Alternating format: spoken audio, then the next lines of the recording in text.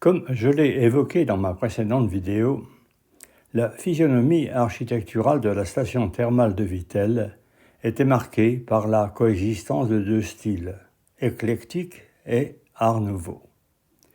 Une mutation essentielle se produira dans les années 30 avec introduction de l'Art déco qui marquera jusqu'à notre époque l'aspect de la station. Dans les années 30, la vogue de l'Art Nouveau, du type de celui de l'école de Nancy et de la galerie des Thermes de Vittel, était passée de mode. Les fioritures exubérantes, les arabesques inspirées par la stylisation des motifs végétaux et l'exacerbation des courbes et des volutes n'étaient plus de mise. Il en était de même de l'architecture basée sur les structures métalliques. Désormais, elles étaient remplacées par le béton armé. Le souhait d'un retour à une architecture plus ordonnée, basée sur le béton armé, permirent de renouveler les styles de construction. Désormais prévaut le retour à un classicisme épuré, basé sur une juxtaposition de formes symétriquement organisées, aux lignes simples et clairement perceptibles, et au décor réduit à l'essentiel, servant seulement à souligner l'imbrication des formes.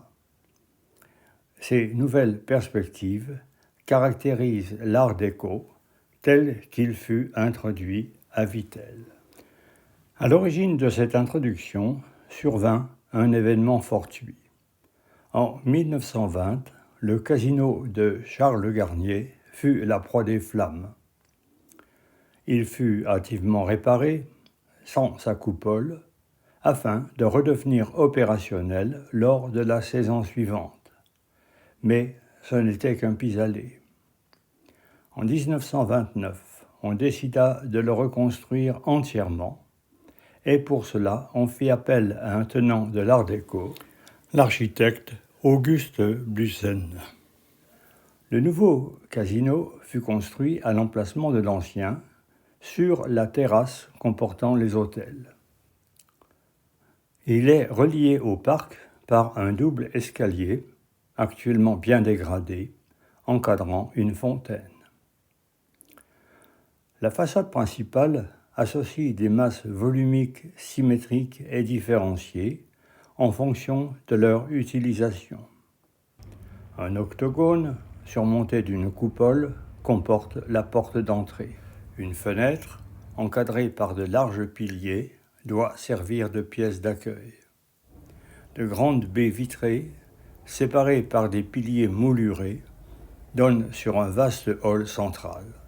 Ces masses volumiques sont unifiées par la présence d'un haut entablement, orné de petites formes décoratives en quinconce, et par une succession de corniches dénivelées. Vers la droite, on retrouve des motifs symétriques.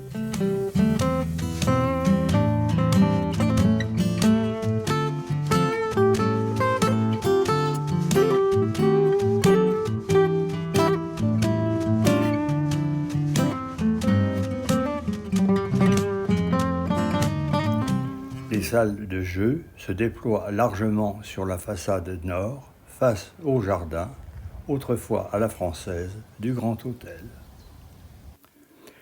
La vue aérienne montre bien la structure d'ensemble du nouveau casino. À l'arrière, on aperçoit le théâtre, seul témoignage subsistant du casino de Charles Garnier. L'Art déco s'imposa également en deux temps dans le complexe thermal. Fernand César, l'architecte de la station, puis Auguste Bussen se chargèrent des travaux. Les colonnes de fonte de l'Art nouveau furent recouvertes de béton, donnant à ces colonnes leur aspect actuel, de simples poteaux circulaires pourvus d'une base mais sans chapiteaux. Ces nouvelles colonnes furent ensuite surmontées d'un entablement souligné par des moulures horizontales dénivelées masquant les volutes florales d'autrefois. Puis, les voûtes furent recouvertes de stuc, ainsi que les arcades métalliques, qui se muèrent ainsi en arcs-doubleaux. Cette architecture, d'une grande uniformité et d'une grande sobriété, est peu décorée. Seules les consoles à 4 rangées d'oves qui portent les arcs de la voûte humanisent un peu cet espace qui témoigne seulement d'une fonctionnalité utilitaire. Selon moi, la galerie thermale, remodelée par l'art déco, perdit cet aspect convivial qui la caractérisait autrefois. Elle est désormais, certes imposante, mais elle a perdu cet abord chaleureux qui faisait que les curistes aimaient s'y retrouver. Actuellement, les curistes d'aujourd'hui ne font qu'y passer pour se rendre au terme. Par contre, vue de l'extérieur, la galerie est mieux intégrée dans son environnement, à la fois du fait de la ligne de bac-à-fleurs qui orne les entrecolonnements et surtout grâce au contraste entre la sécheresse géométrique de la maçonnerie et les courbures gracieuses des plaques en gouttes de pluie utilisées pour le couvrement de la structure.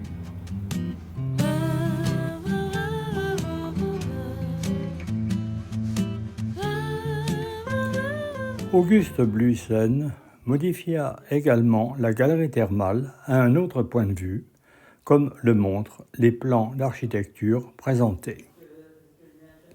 Le premier plan montre la situation antérieure des thermes, avec en particulier l'atrium des thermes, le pavillon de la Grande Source et celui de la source Épar. Le pavillon de la source Épar fut démoli afin de créer une nouvelle entrée vers l'atrium. L'atrium fut également rénové selon les concepts de l'Art déco. La source Épar fut remise à son emplacement antérieur. Le pavillon fut également rénové. Enfin, pour abriter la grande source, fut créé un nouveau pavillon pour lequel Charles Bluisen s'assura de la collaboration de Victor Prouvé, un célèbre architecte nancéien. L'aspect essentiellement fonctionnel de la galerie thermale se retrouve dans le pavillon de la source Épar. Cette salle, devenue froide et impersonnelle du fait de son remodelage bétonné, n'est plus guère fréquentée que par quelques touristes. Certes, la fontaine du début du siècle a été conservée, mais la source, quand elle coule, n'a plus grande utilité, car personne ne vient plus y remplir son verre comme autrefois. Le seul intérêt du pavillon réside dans les 2 vitraux colorés. Quand le soleil brille, il crée des reliefs changeants de couleur qui tentent d'humaniser le décor sans même y parvenir.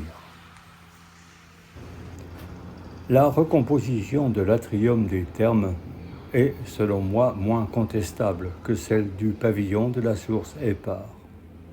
Un imposant porche d'entrée, cantonné de grandes fenêtres, a été aménagé. Les pieds droits de ce porche en ébrasement stylisé contribuent à ouvrir visuellement l'espace en lui donnant de la profondeur. En outre, la présence d'une verrière au-dessus de ce porche crée une alternance d'ombre et de lumière qui augmente encore cette impression. À l'intérieur, les colonnes de fonte ont été enrobées de béton, à l'exception de celles qui portent le palier de l'escalier central.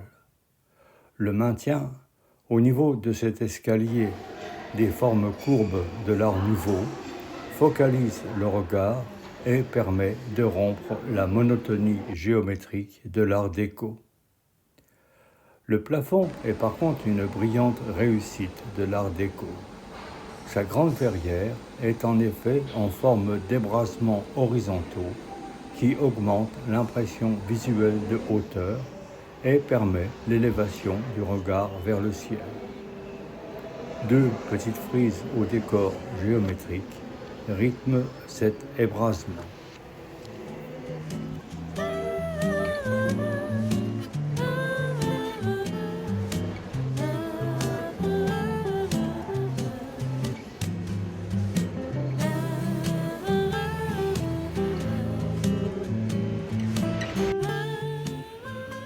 La troisième innovation d'Auguste Bluisen est la création du nouveau pavillon de la Grande Source, avec création d'un avant-corps pourvu d'un vitrail permettant d'ouvrir l'espace sur la rotonde et sur la source. Dans cette rotonde, les formes courbes dominent. Les colonnes, érigées en avant d'un entablement circulaire, porte le dôme en forme de sphère aplatie.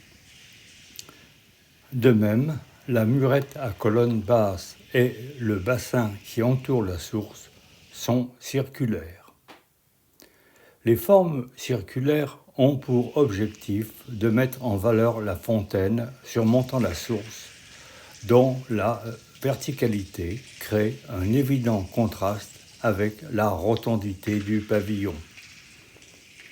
Au-dessus du piédestal portant les becs de source s'élève une pyramide composée de prismes ressemblant à celui du cristal de roche. Plus on s'élève, plus ces prismes sont hauts et étroits, donnant l'impression qu'ils émergent d'un bloc entier de cristal de roche.